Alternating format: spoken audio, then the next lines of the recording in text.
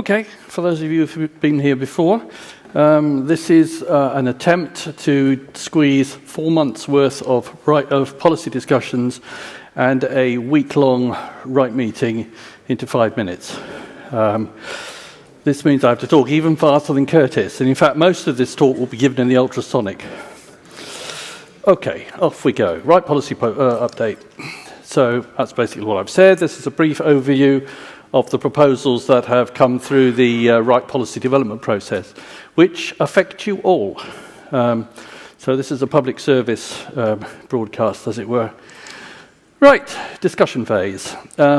We have 2 policies currently in the discussion phase.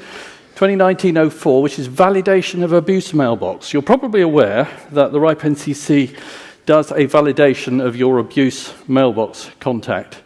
They do it on an annual basis, but basically all they do at the moment is check whether or not the mailbox exists and can receive email. It doesn't check whether or not you do anything with it, anybody even looks at it. And the idea of this policy proposal was to check whether or not people looked at it, whether or not you were required to fill out a form to report abuse and things like this.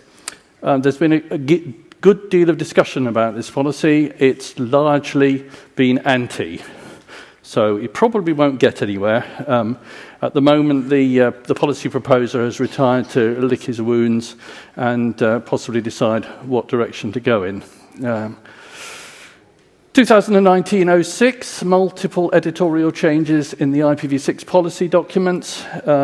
This one basically is editorial stuff. It basically removes things like IPv6 is a new protocol. So it largely doesn't affect people, this one. It's tidying up and so forth. Okay, into the discussion phase. 2019-07, default assignment size for Ixps. This will probably not affect the LINX.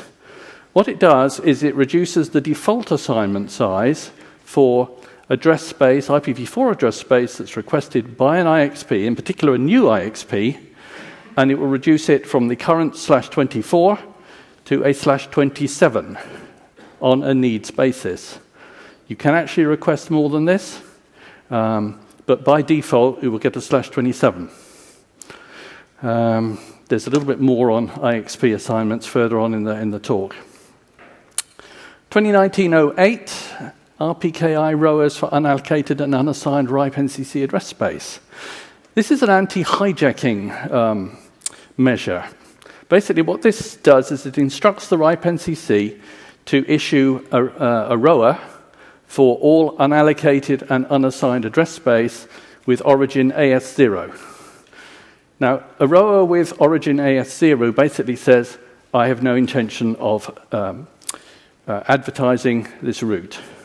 So basically, if the RIPE NCC does this, it makes it easier to detect hijacking attempts for people that are advertising address space that doesn't belong to them. This again is in the discussion phase. People seem to be quite interested in this, but there's a certain amount of reluctance about it. Anyway, if you're interested, then it's being looked at by the routing working group, so have a look there. Okay. Proposals in last call, the RIPE NCC, IRR, database, non-authoritative root object cleanup. Now these get longer and longer, don't they? This basically says that if there is a non-authoritative root object in the RIPE database, which conflicts with a ROA, okay, which will be another RIR database, then the RIPE NCC one will be deleted. This makes quite a lot of sense. It makes root filters easier to build and so forth. This one is in last call. If you really, really object to this one, now is the time to do it. Okay, and these are the ones that have actually been accepted. IPv4 waiting list implementation. This one we talked about last time. This basically says that once the RIPE NCC runs out of IPv4 address space, which is reckoned to be later this month, then you will, if you ask for a new address space, then you will be added to a waiting list, and that people will be knocked off that waiting list when a /24, a contiguous /24 is available, and that is all you will get, and you will have to wait for that probably. 2019-05, revised IPv4 assignment policy for IXPs. This one, again, has already gone through. Basically, all that this one did was bumped up the size available for IPv4 address space for IXPs from the current, or from the previous /16 to a /15. That's basically all it said. Okay, so that gave a little bit more address space because it sort of seemed to be running out. One policy was withdrawn. That's the one about BGP hijacking. It's a right policy violation. This one was withdrawn because it seemed to have legal implications for the RIPE NCC. And so it was pulled out by the author, which seemed like a good thing. Okay.